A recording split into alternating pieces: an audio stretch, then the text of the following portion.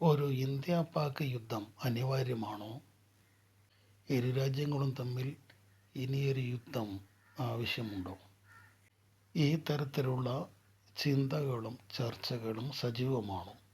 ഒരു യുദ്ധം അനിവാര്യമാണ് എന്നും പാകിസ്ഥാൻ എന്ന് പറയുന്ന നമ്മുടെ അയൽ രാജ്യത്ത് തകർത്തുകൊണ്ട് അവർക്ക് ശക്തമായ ഒരു തിരിച്ചടി കൊടുക്കണമെന്ന് പറയുന്ന ആളുകളാണ് ഭൂരിപക്ഷവും.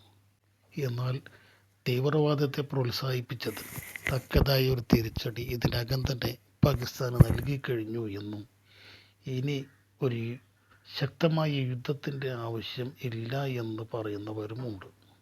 തീവ്രവാദത്തെ പ്രോത്സാഹിപ്പിക്കുന്ന പരിപാടി ഇനിയും പാകിസ്ഥാൻ തുടർന്ന് കൊണ്ടുപോവുകയാണെങ്കിൽ അപ്പോൾ ശക്തമായ തിരിച്ചടി കൊടുത്താൽ മതി എന്നും, നിലവിൽ കൊടുത്തത് ധാരാളമാണ് എന്നും കനത്തതാണ് എന്നും, അതുകൊണ്ട് ഈ സാഹചര്യത്തിൽ ഒരു മൂന്നാമത്തെ യുദ്ധം ഇന്ത്യയും പാകിസ്ഥാനും തമ്മിൽ അനിവാര്യമല്ല എന്ന് ചിന്തിക്കുന്ന കുറച്ചാളുകളെങ്കിലുമുണ്ട്.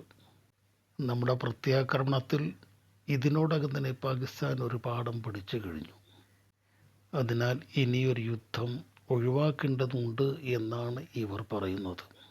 അതിന് കാരണമായി അവർ പറയുന്ന കാര്യം മറ്റൊന്നുമല്ല. മേജർ രവി പറഞ്ഞതുപോലെ ഒരു യുദ്ധം എന്ന് പറഞ്ഞാൽ അത് അമ്പലപ്പറമ്പിലെ ഒരു തമ്മിൽ തല്ലല്ല. നമ്മുടെ രാജ്യത്തെ സംബന്ധിച്ച് കോടിക്കണക്കിന് രൂപ ചെലവഴിച്ചിട്ടുള്ള ഒരു ഏർപ്പാടാണ് ഒരു യുദ്ധം എന്ന് പറയുന്നത്. യുദ്ധം ജയിച്ചാലും ഇല്ലെങ്കിലും വലിയ നാശനഷ്ടങ്ങൾ രാജ്യത്തിനുണ്ടാകും എന്ന കാര്യം ഉറപ്പാണ്. നിരവധി പട്ടാളക്കാർക്കും സിവിലിയന്മാർക്കും ജീവൻ ബലി കൊടുക്കേണ്ടി വരും.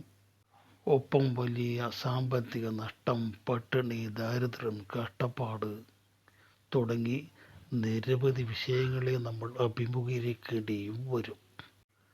പട്ടിണി, ക്ഷാമം, അവശ്യ വസ്തുക്കളുടെ ലഭ്യത കുറയുക, ജീവിതം കഷ്ടപ്പാടിൻ്റെ നടുക്കയത്തിലാവുക തുടങ്ങി നിരവധിയായ വിഷയങ്ങൾ ഈ യുദ്ധത്തിൻ്റെ ഫലമായിട്ട് നമുക്ക് അഭിമുഖീകരിക്കേണ്ടി വരും.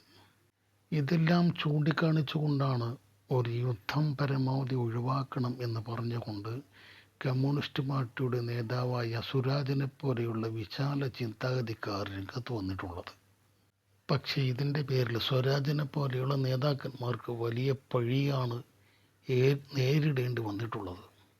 അവർ രാജ്യസ്നേഹമില്ലാത്തവരാണ്, ദേശീയ ബോധമില്ലാത്തവരാണ്, ഇന്ത്യക്ക് എതിരെ നിൽക്കുന്നവരാണ്, പാകിസ്ഥാനോടാണ് അവർക്ക് കൂറ് തുടങ്ങി തികച്ചും ഒരു രാജ്യദ്രോഹി എന്ന നിലക്കാണ് ഇപ്പോൾ സ്വരാജിനെയൊക്കെ ആളുകൾ, അല്ലെങ്കിൽ സംഘപരിവാറുകാരും മറ്റ് കപട ബുദ്ധിജീവികളും കപട ദേശസ്നേഹികളും ഒക്കെ ചിത്രീകരിച്ചിട്ടുള്ളത്.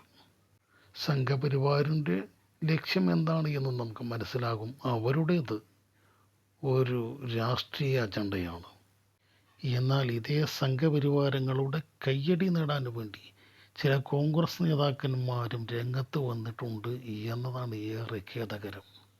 ചുരുക്കത്തിൽ യുദ്ധത്തിനെ എതിർക്കുന്നവരെ രാജ്യദ്രോഹികളാക്കി മുദ്ര കുത്തിക്കൊണ്ട് നിലവിലെ അവസ്ഥയെ ഒരു രാഷ്ട്രീയ മുതലെടുപ്പിന് വേണ്ടി ഉപയോഗിക്കുന്ന ഒരു കാഴ്ച നമ്മൾ കാണുന്നുണ്ട്.